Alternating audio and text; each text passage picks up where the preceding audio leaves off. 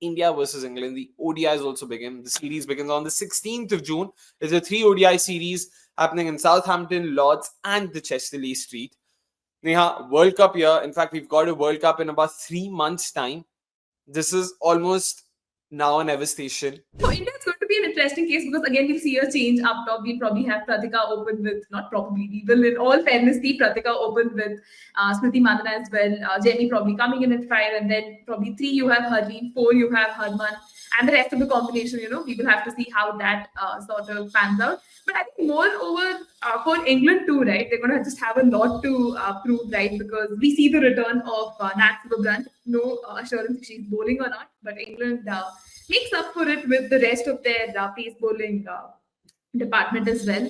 But even Sophie Eccleston, coming back after that West Indies series. So good signs of them, important players being in that setup. Maya Boucher is also being, in the contention because, again, they just want to probably deepen their pattern side of things in case things go south.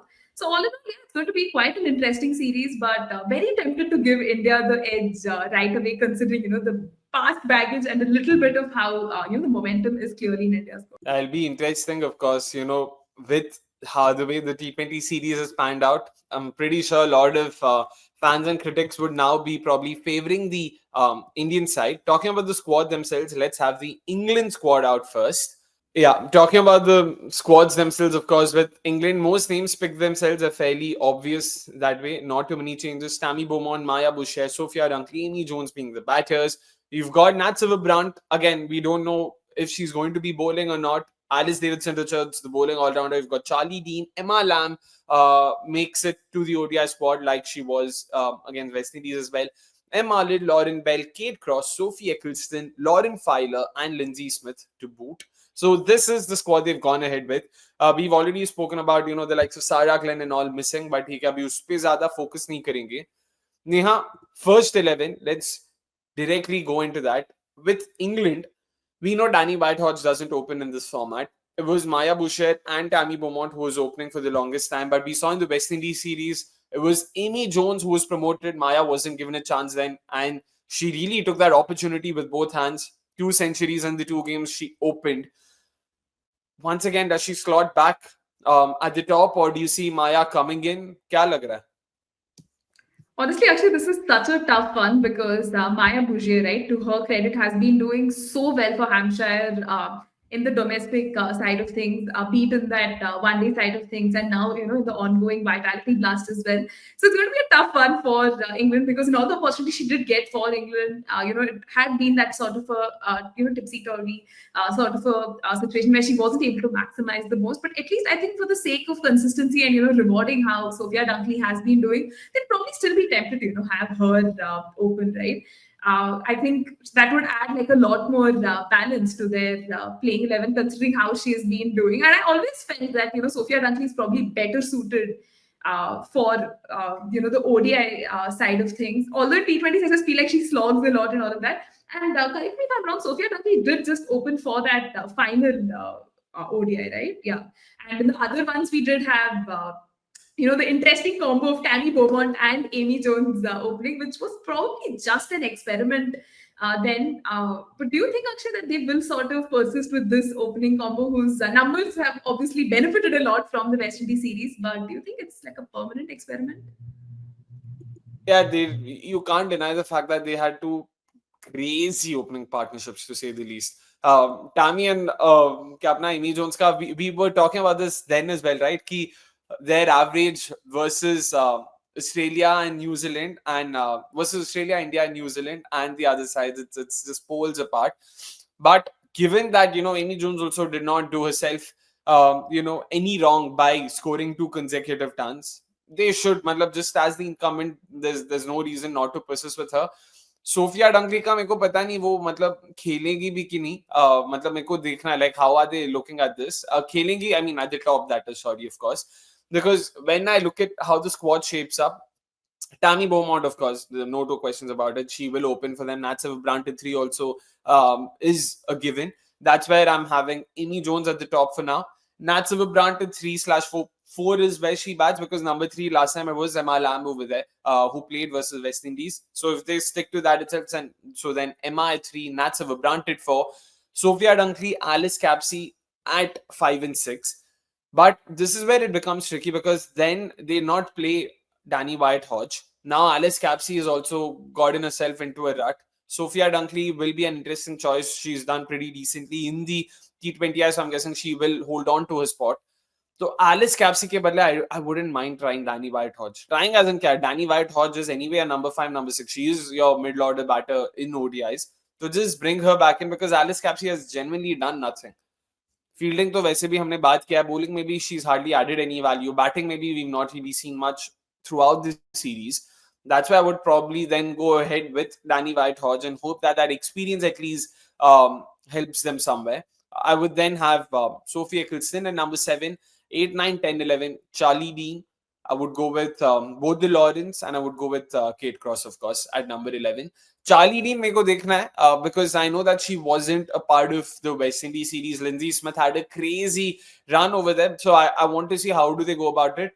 We also need to understand that Lindsay Smith got all those games also because you not have Sophie Eccleston. Now Eccleston comes back in. Lindsay Smith herself hasn't really bowled too well off late. Charlie Dean, on the other hand, has been decent enough.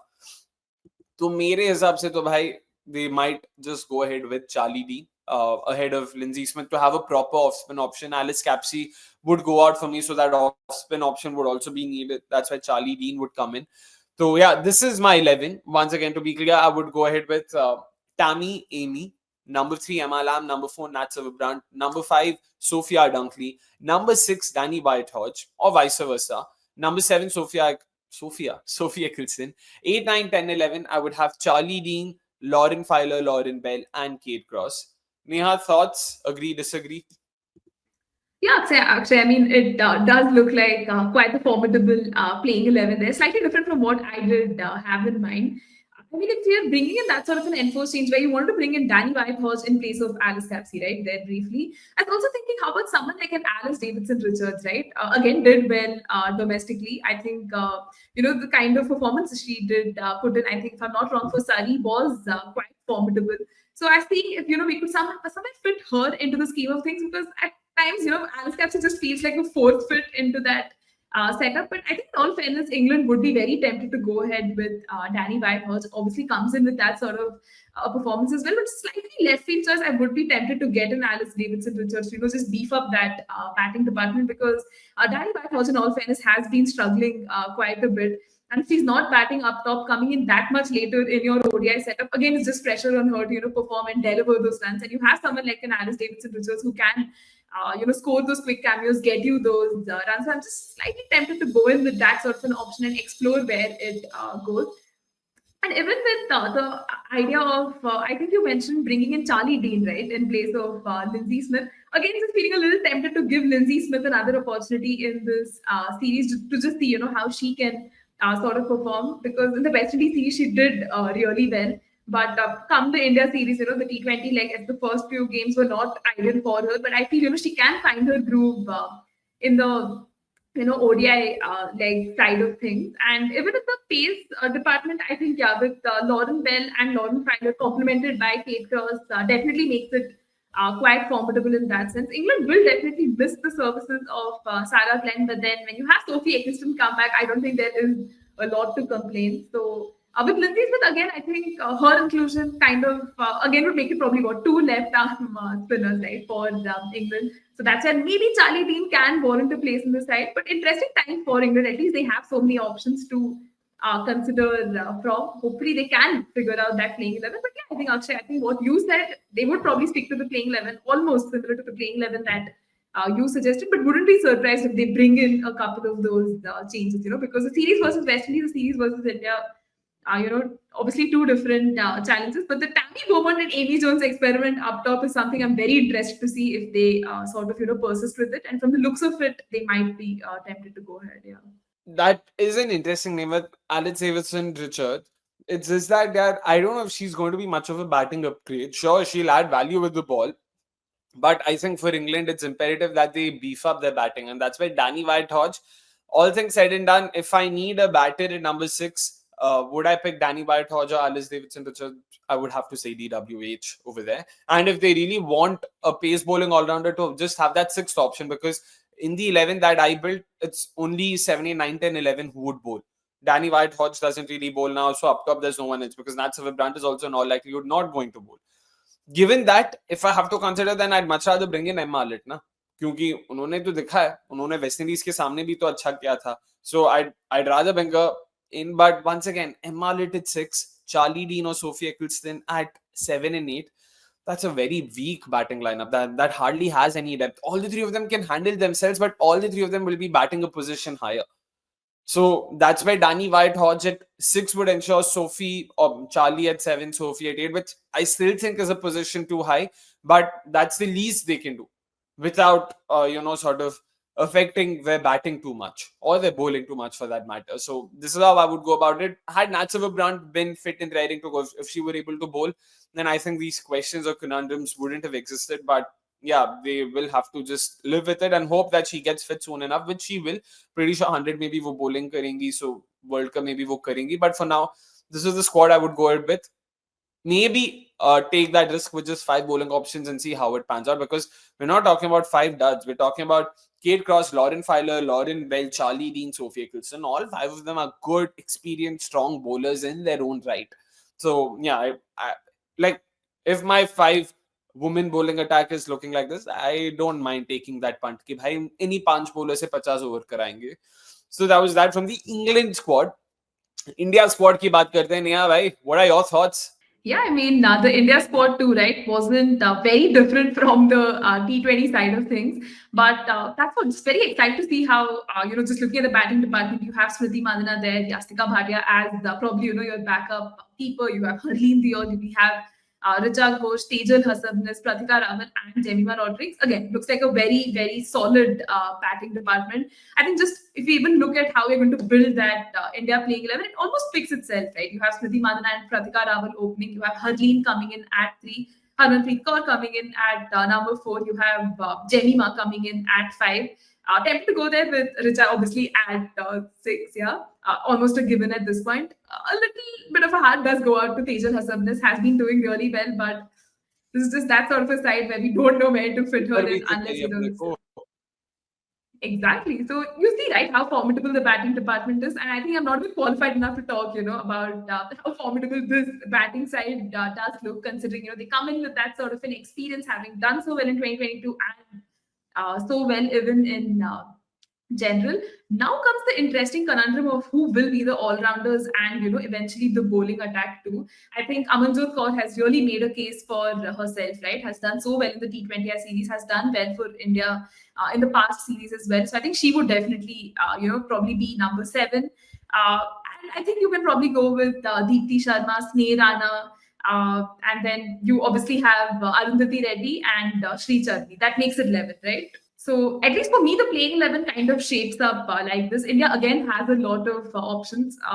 Say you want to bring in a Radha Yadav a little later on in the series, she can definitely be brought in. Saili Satkare doesn't really fit in this playing 11, because if you're looking at express pace options, then I think it will be really difficult for her and even Kranti in that regard.